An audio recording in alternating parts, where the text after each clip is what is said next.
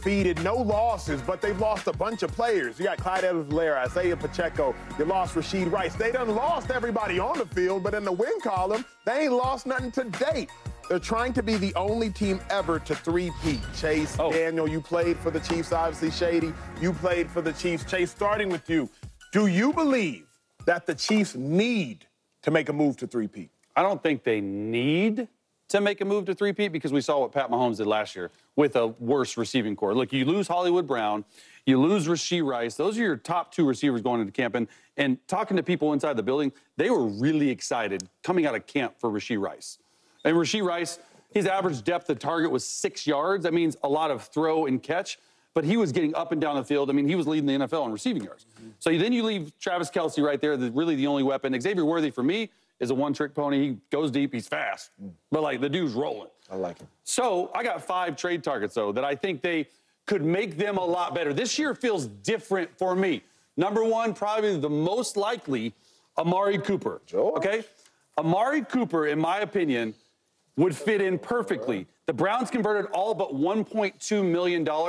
So the Chiefs could easily get that done and fit them under cap space. And I'm keeping into context the cap space that the Chiefs have. They have $4.8 million in cap space. Another one that I like, T. Higgins. T. Higgins, for me, probably the least likely, but I like him. He was disgruntled in Cincy. DeAndre Hopkins, 50-50 ball. I'm excited to get what you think. He's lost a step or two. I don't know if they need a 50-50 ball guy.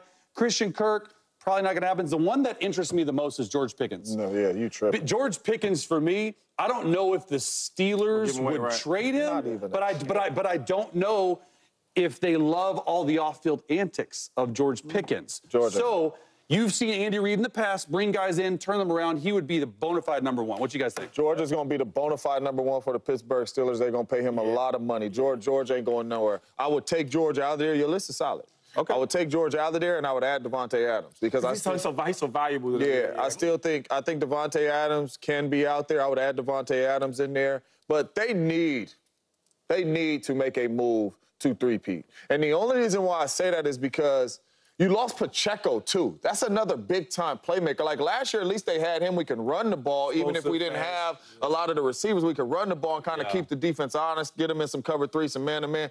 Now you don't even have a running game. So you're going to need another receiver to step up. Who is that going to be? Is it going to be Mecole Hardman? Is it going to be Xavier Worthy? More opportunities? I don't know. Is Travis Kelce going to get a lot more action? I don't know. So I would love for them to see. My top two would be Davante Adams and Amari Cooper. Do you think in division, though, like they would trade? Well, we're not talking about the Raiders. We're talking about the Chiefs, what they should be calling for. Hey, man, Davante or Amari Cooper, I think that they need a legit weapon over there because the run game's not there neither. But Amari Cooper would be my number one. One thing about the Chiefs, though, from knowing the guys over there, from the head coach right to the GM, was good friends of mine, like family.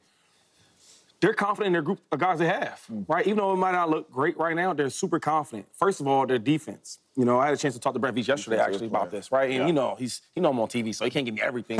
give me a little bit to deal with. And he was saying, yo, we're stingy on defense, right? We are great against the pass. We're good against the run, right? And we get after the quarterback. And he is right. If you look at last year, it wasn't on offense.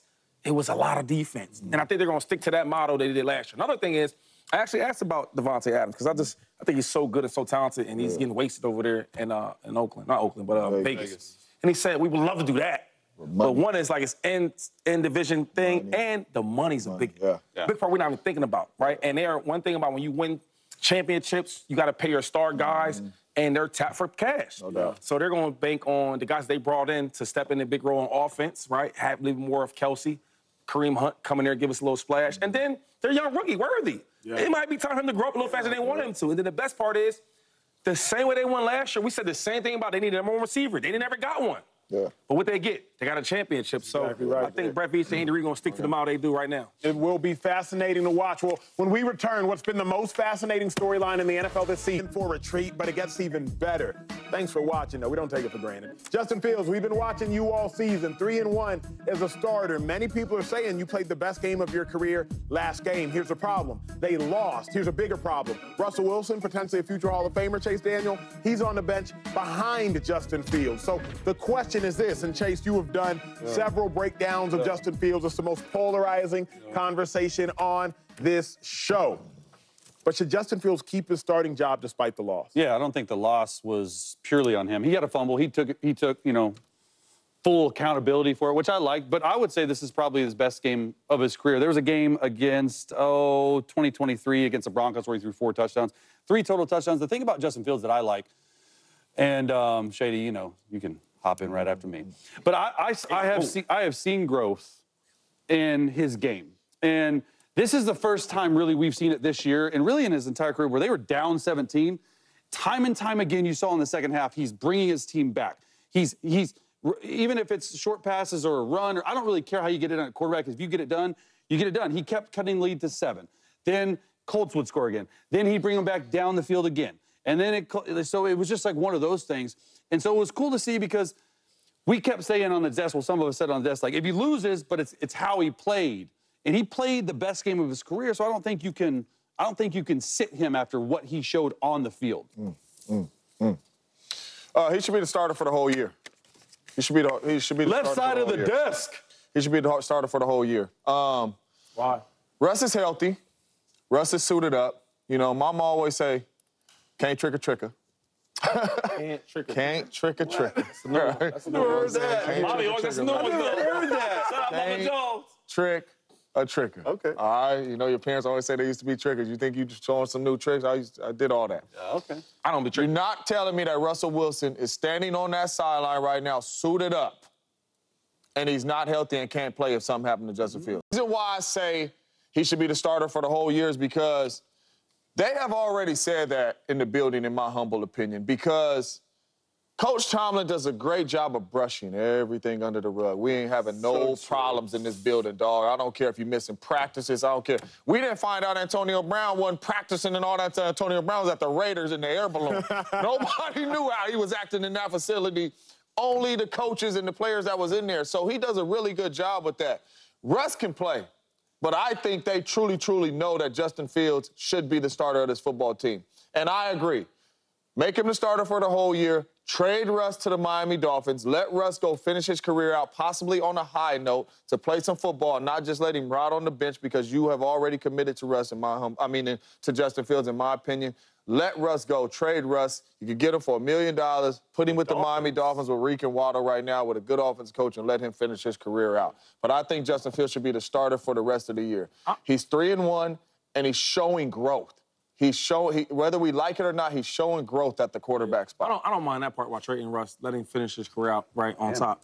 But my thing with Fields is, I mean, we've seen teams and games where maybe, because I've done it before actually, where I might have been hurt, right? And I might be 70%, and I'd be the emergency back, where the other backup, my backup is starting for me, right? Hey, Shady, if he goes down, right, and the next backup is starting, we need you to get some carries. Yeah, so I think that's Russ right now, where he's probably not 100% healthy. But I'm good enough, if emergency guy, and you know this, Chase, if you need me to go out there and play, coach, and he goes down, I got you. So I think it's more of that. Really quick, the only reason why I say that is because you've been the emergency dude for 4 weeks. 4 weeks. 4 weeks. You was the emergency dude week 1, week 2, week 3, week 4. We talking about a calf, and calf is connected to that Achilles. And we've seen so many athletes. Once you do that Achilles, it's way different, right? Rodgers. The next thing is, when I watch Justin Fields play, and I'm being honest, right, because he is looking a lot better, but even that is really the bare minimum. He's not doing enough, like, okay, he demands should be the starter.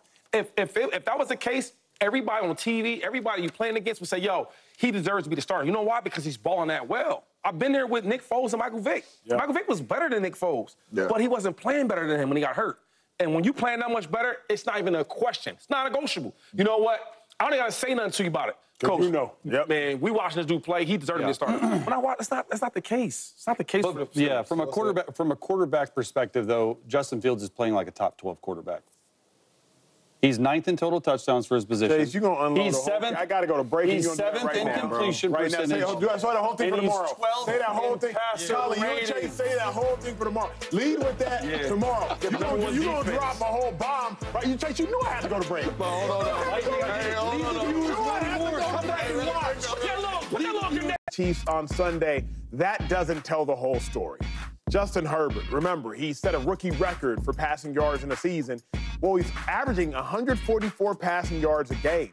Clearly frustrated, he was slamming his helmet on the sideline. We have the footage of that? I mean, I've never seen cool, calm, collected, I think engineer major Justin Herbert slamming his helmet. I've never seen it. I've played with him.